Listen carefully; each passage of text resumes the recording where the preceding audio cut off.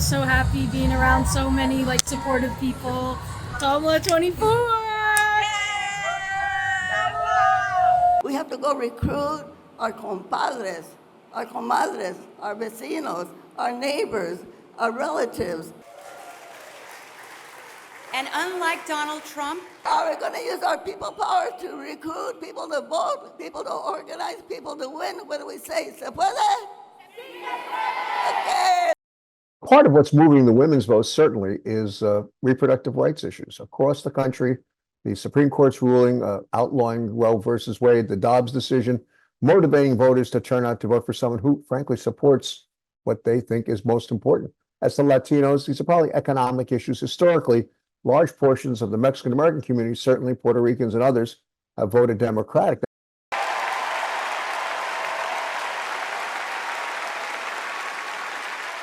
Today, because of Donald Trump, more than 1 in 3 women of reproductive age in America lives under an abortion ban. A second Trump term would rip away even more of our rights. When I am President of the United States and when Congress passes a bill to restore the protections of Roe v. Wade, I will sign it into law. Trump is leading among white voters and men because of the reason why Trump came to exist in the first place. The American men are paranoid and concerned about the changing economic system, about the jobs that they can't fill, that they don't know how to fill. Technology is a threat. And frankly, the fact that the United States, for the first time in its history, more than 50% of the people who live here cannot identify as Europeans going back in their family history. So all these changes occurring at once are threatening lots of white men who are saying, wait a second, I got to do something to protect what I know. And what they know is what Donald Trump is talking about.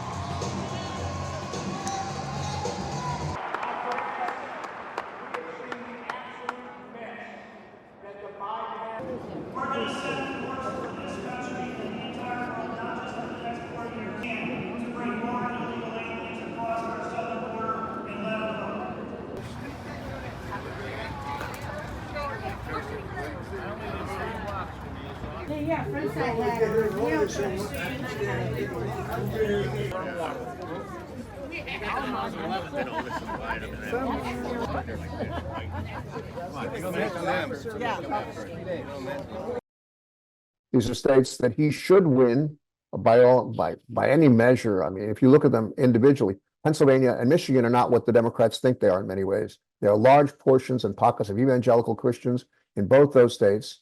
There's heavily Catholic populations also in both those states who tend to be much more conservative in their voting patterns overall. You have states that have a sense that the industrial life that they know and enjoy is coming to an end. The demographics are shifting in both states, and they're more likely to vote for Trump. These are not places where liberalism necessarily prospers. Kamala mentioned my name, I think, 21 times. She didn't mention the border. She didn't mention inflation. She didn't mention anything but my name over and over and over again. Trump's problem today is that he's behind and he's running out of time. Under Kamala, it has been one disaster after another. Take a look at the border. You want to really see a disaster. I was there yesterday. What a disaster. Done this by using human beings and human trafficking. U.S. unaccounted for, waiting for court dates, and nobody knows where they're.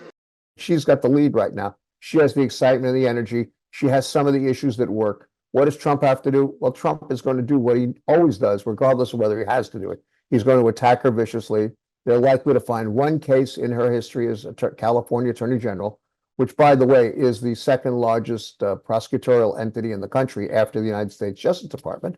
Find one case where one migrant or one immigrant was released for some reason and a cop was shot, and they're off to the races with negative ads that'll work, particularly in the targeted states where people tend to be much more conservative.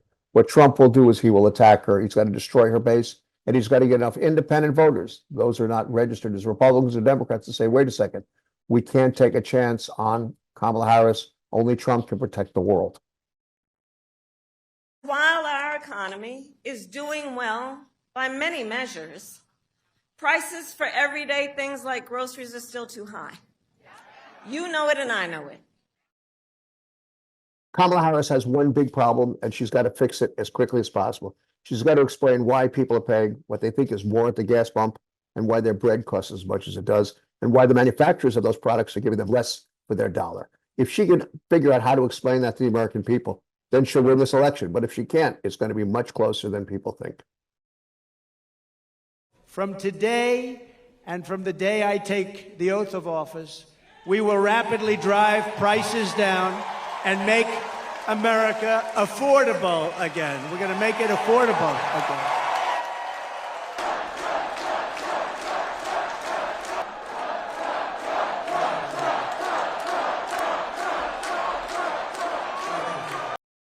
She's going to have to deal with answers to the question that Trump's going to pose, which is, was it really that good under Joe Biden? And if so, why am I doing so well, is Trump's question. She's got to come up with new and better answers. She's got to be more innovative in her responses. And she's got to somehow convince middle-class Americans, whether they're Black, white, or Latino, or Asian for that matter, that she has their best interests at heart long-term. The country is going through a significant shift, not just demographically, but about our position in the world, and whether, frankly, the United States can retain its dominance as the world's military and economic power. If we don't, Americans don't necessarily vote on foreign policy issues, but they have a pretty good sense of what will happen, which is the stability of the world will go with the destruction of the American empire. She's got to somehow convince people that she can be the commander-in-chief required in a world which is nearing what many people think is World War III on a much more constant basis. As president, I will never waver in defense of America's security and ideals, because in the enduring struggle between democracy and tyranny, I know where I stand and I know where the United States belongs. Together, let us write the next great chapter in the most extraordinary story ever told. Thank you.